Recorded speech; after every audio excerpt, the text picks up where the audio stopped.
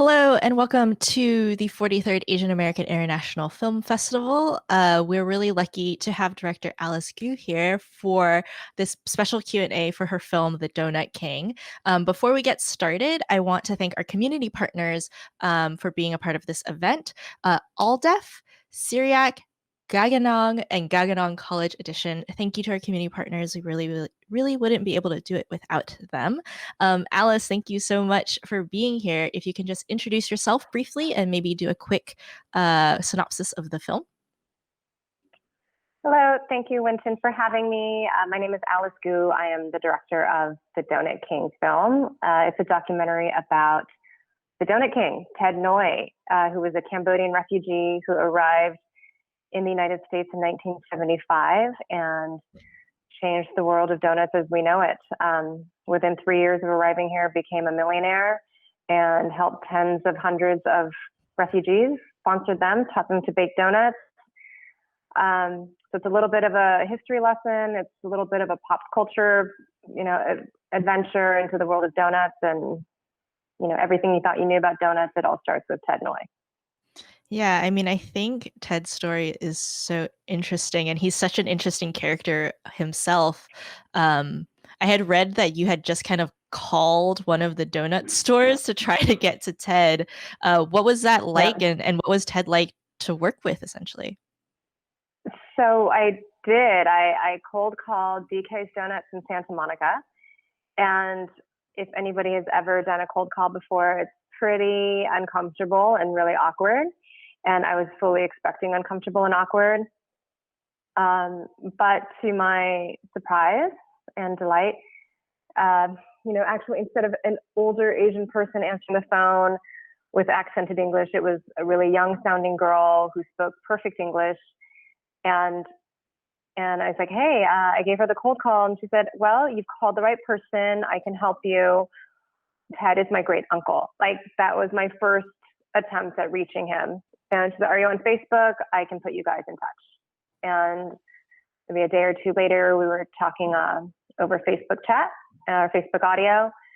And you know what happened? It was, it's always, again, that's another cold call. And he says, he's like, you want to tell my story? And I said, yes. And he says, why? And I said, well, I just find it so fascinating. And this is kind of funny. He said, okay, so you work in like Hollywood? I'm like, sure, yeah, okay. And he's like, okay, and you're American? And I said, yes. And he says, okay, you're like white American. And I said, actually, no, I'm Chinese. And everything he said, oh, you're Chinese? I'm Chinese. No way. He's like, my mother's Chinese. Do you speak Mandarin? I said, I speak Mandarin. We started speaking in Mandarin, and the ice just kind of broke right there. And the rest is history. Yeah, and I think this right there are kind of like two parallel stories that happens in Donut King. There's kind of Ted's story, and then there's kind of the story of just Cambodian refugees and donut stores overall. Was that something that you had initially kind of thought you were going to do as you were kind of discovering Ted's story, or is that something that kind of came up as you were kind of researching more and I guess visiting a lot of donut shops? Well, we knew that we wanted to tell Ted's story, of course, right? And from the very beginning, was this going to be like a biopic kind of a documentary, which is totally fine. But as we were doing the research, we had to, there was so much, there was so much Cambodian history. We was like, all right, to give it the context of what he was doing here, we had to go into Cambodian history. And then as I was meeting, say, like the Donut Princess and some of these other donut shops, there's a whole other story here. And I actually feel like at the time there was a really modern element to it. And this is a way that you could connect with, younger or different viewers. This is something, these are totally American kids, and to be frank, I'm always kind of doubting myself during the process and said, okay, are people really going to watch a guy who's like a grandpa age and his English isn't that great? His story's super fascinating to me, but I'm thinking about a general audience too. And after meeting Maylee and Adam Vaughn and Amanda Tang and Linda Noy, like all of these younger, I call them Donut Shop 2.0. You know, Hmm. I said, this is so interesting because these kids are like purely American, like they're American, like they're American educated, they have American thought processes and innovation and how they think about social media. It's completely different from their parents' generation. And I thought that really wrapped it up nicely and made it a really American story, that actually fortified the entire story. Yeah, I mean, it was really interesting to see the, I guess, the new innovations in donuts that is happening and continues to happen. Um, Something that I was talking to with some other filmmakers was Ted's story is, I think, starts off as kind of the quote unquote quintessential American dream story. You know, he Mm-hmm. comes from a place of conflict and of of of strife, comes to US, works really hard and does, all of this kind of business and success. And then there's this kind of extreme honesty, which is that there he is human and that the American dream is inherently imperfect.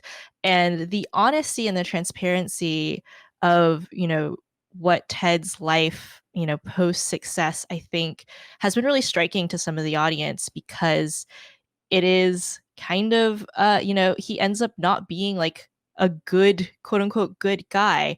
Was that something that you were surprised to have kind of reveal? And I guess, like, was it difficult to kind of like represent honestly, like, kind of how much he almost ruined his own life? Very, very much so. I mean, finding out and discovering his propensity for gambling.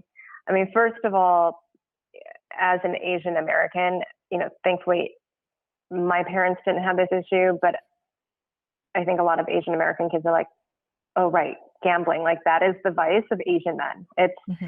It is something that is quite familiar. So it was something that I found so fascinating.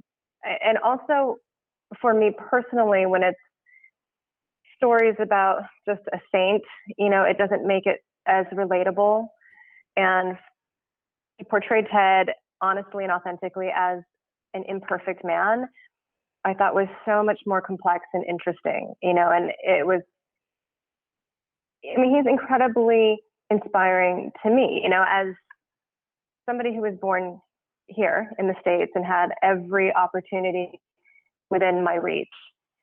Making a film is still, God, you got to find the money and then you have to, it's, at times harrowing.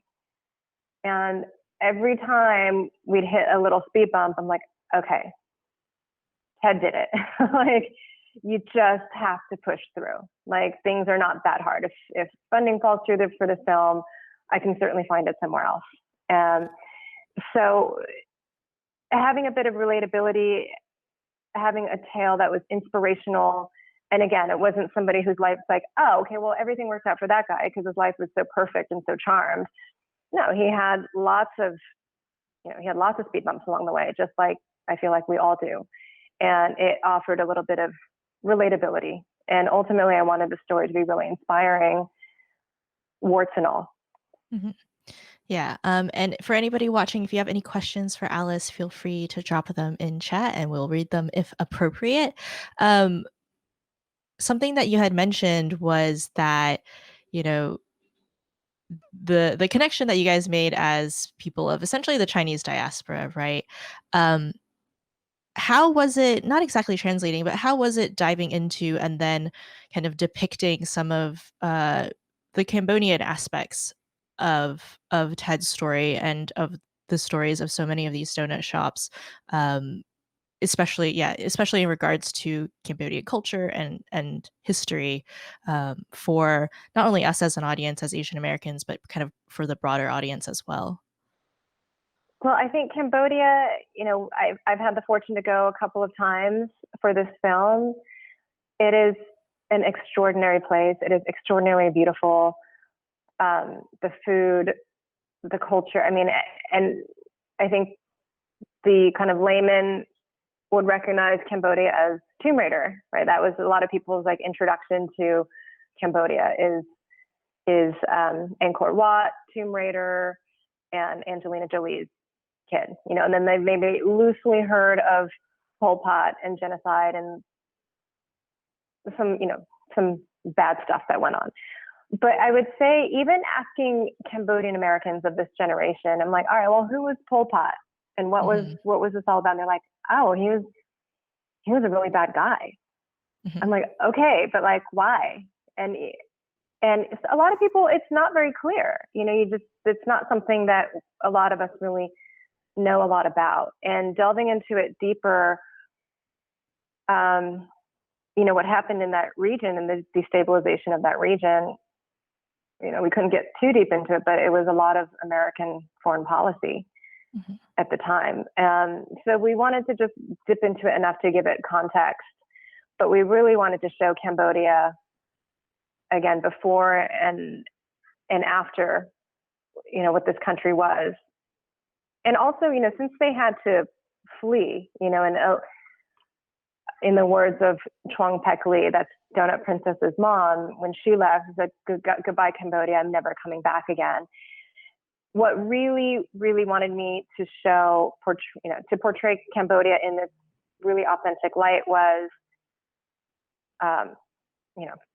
President Trump's quote that there are a lot of these, I can't say the word, but blank hole countries, and everyone's clamoring to get to America because there's all these horrible other countries. And they're like, no, Cambodia was really magical and beautiful place. And I really, really wanted to portray that it was a beautiful country that nobody wanted to leave. Yeah, and I think a lot of what was interesting too is kind of the residual impact of all of this kind of trauma that had on Ted and the rest of his family. In particular, a character that I felt particularly attached to was Ted's wife.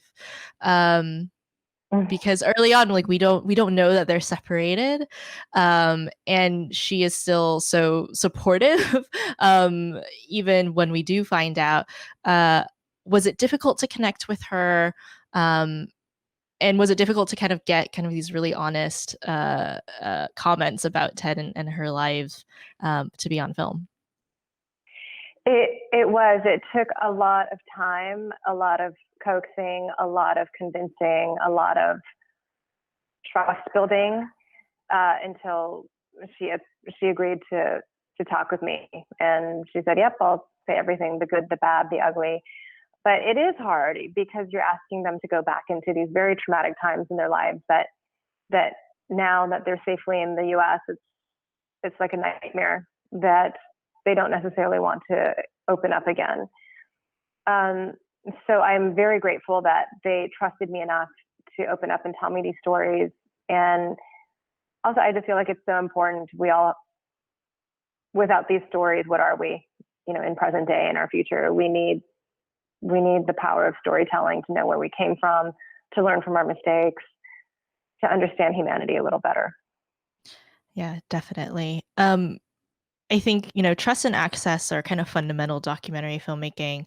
Was there any like particular method or something that maybe you found out as you were, working on these characters and working on figuring out the exact narrative that you need to pull, that, you either found or that you used or maybe gleaned from somebody else as you were going through this process?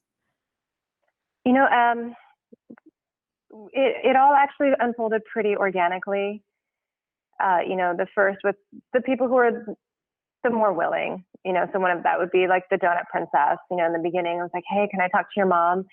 And she said no. And, it was Chris or Combe, Ted's youngest son. He was, more willing. Can I talk to your siblings? No. Can I talk to your mom? No. And then you just kind of work on them. And as time moves and they just see that I'm not going away and I'm kind of there all the time, they eventually start to thaw and start to be open to talk to me. Yeah, persistence is key. Yeah.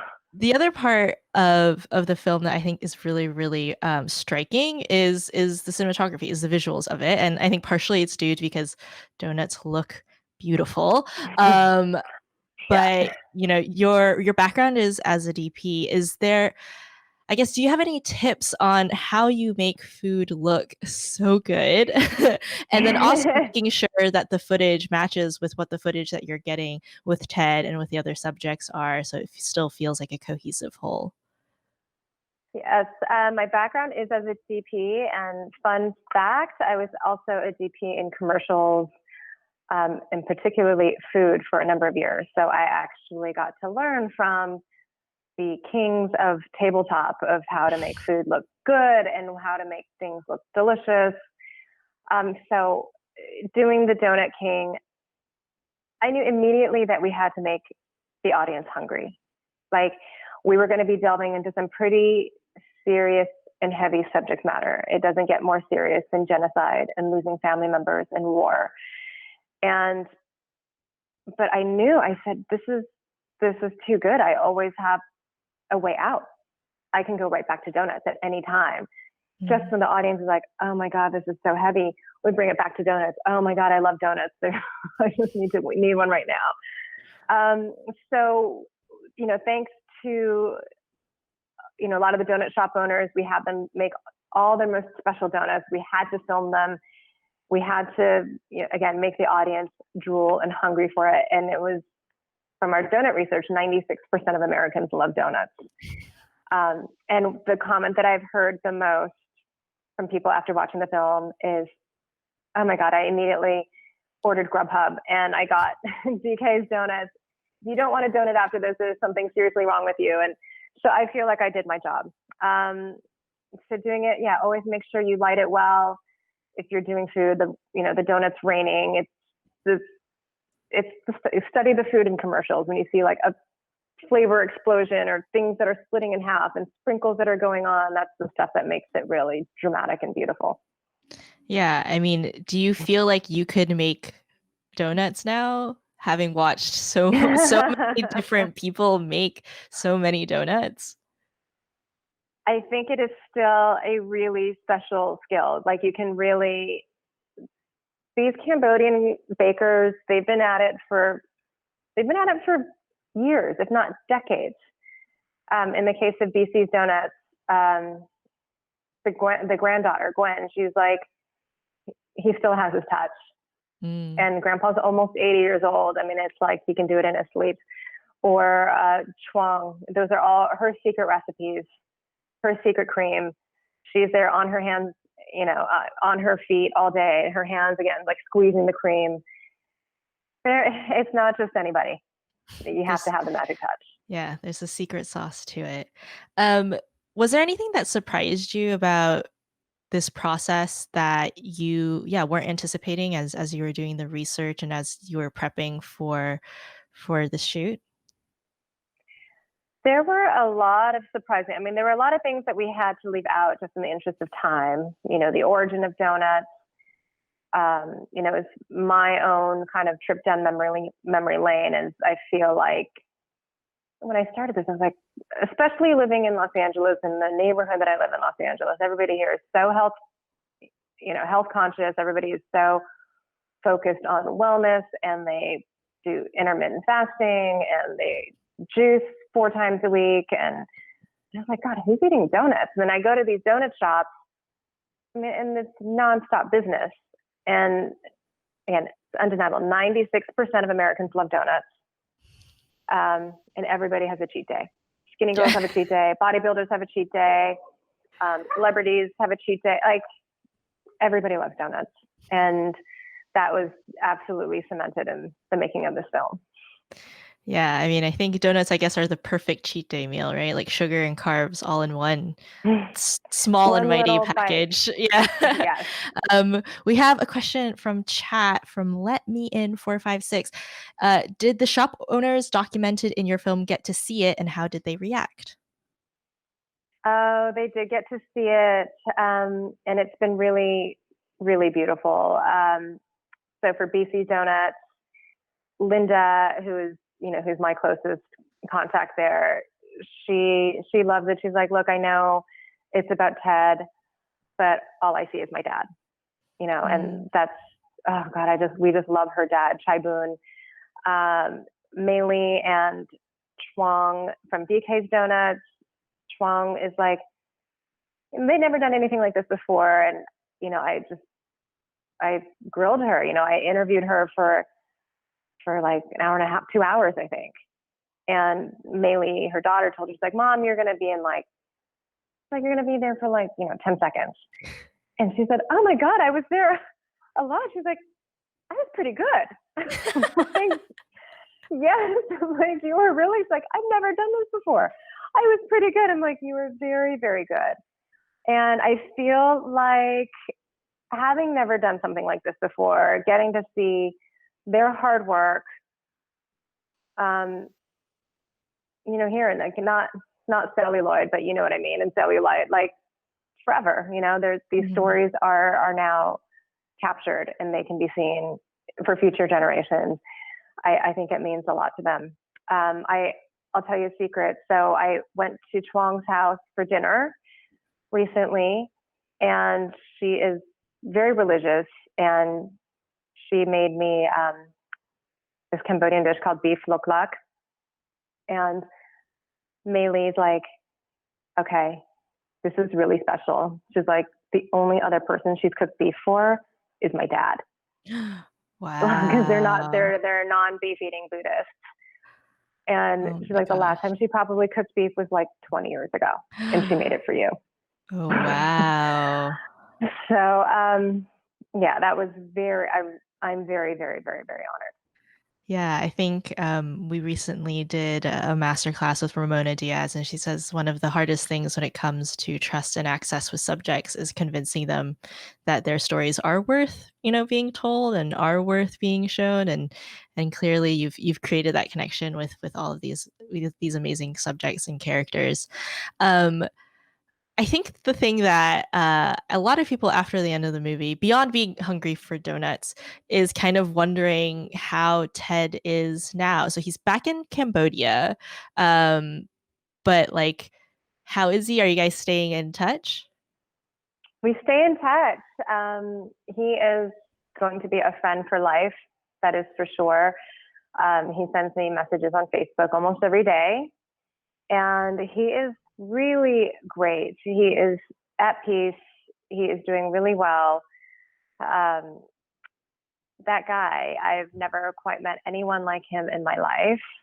And he said to me, even in the beginning, he's like, Alice, making money is so easy. He's like, and I'm like, really? How? Where? Tell me the secret. Yeah. I don't think it's that easy. He's like, it's so easy. I've been rich like 3 times. I'm like, okay. So he's done well again. He's this guy, his life is, again, it's unlike anyone else's. So he's in real estate now, and he's up to a lot of things. He's up to a lot of philanthropy and setting up educational foundations in Cambodia. I mean, this is a man who left his country in such a traumatic way that he really just wants the country to do well now. So he's got some land. He is working on developing it. He is working on bettering the country all the time. And he's really happy. That's good to hear. And I guess it's very pandemic specific, but with everything happening, in particular in New York Chinatown, a lot of smaller businesses are closing up. How are the donut shops doing in LA with everything the way that it is? I think it's really hard. Business is down for everybody. I think it is starting to pick up a bit. Grubhub, Uber Eats, all of these delivery services certainly help. In the case of the Donut Princess, Mei, she is particularly a hustler and innovator. She definitely finds ways, again, to engage on social and make sure people are eating donuts. But yeah, I think everyone is feeling the pinch. Yeah, and so go support your local donut shops if you can. Get takeout. Yes, please. Or we won't be able to have these wonderful, delicious donuts anymore. we're gonna wrap up soon. So I want to ask, what are you working on next? What should we keep an eye out for? I am working on a docu-series, and that is kind of like donuts. It's something that is right under our nose, and you never think about it. Oh my And we're going gosh. to show it in a different light. Also working on a music documentary about Puerto Rican musicians and artists, and working on my first narrative feature. Ooh, so exciting. Mhm. So one last question. What is your donut order? What do you always get every time you roll up to a donut shop? I am a purist. It's a glazed. It's a plain old glazed donut. Although I will say, during the filming of this, I have a new kind of obsession, and that is a buttermilk bar. Eating it within 30 seconds out of the fryer, it is an out of body experience. And I have it at DK's Donuts, Oh my and it was gosh. truly like a new flavor profile, and different neurons and were firing in my brain. That it was a new sensation for sure. Oh my gosh. I don't know if I can find something like that in New York, but I want to. I want to figure out you how to get you it. have you have to. I mean, I will still text Maylee. I'm like, when are the buttermilk bars ready? Because I'll have to be like, let me know exactly what time, and I will be there. Oh my gosh, that Mm. sounds delicious. Well, thank you so much, Alice, for your time, and thank you for the film. There's a couple hours left where you can watch the film as a part of AIFE, but I think if you follow Donut King on social media, there'll also be future screenings, and I hear maybe a larger release in the future. So please do check out the film if you haven't yet. It's really lovely, and yeah, be prepared to be very hungry at the end of it. um, but yeah, thank you guys so much, and thank you, Alice, again for your time. Thank you, Bye. Winton. Thank you, Ave. Enjoy your donuts.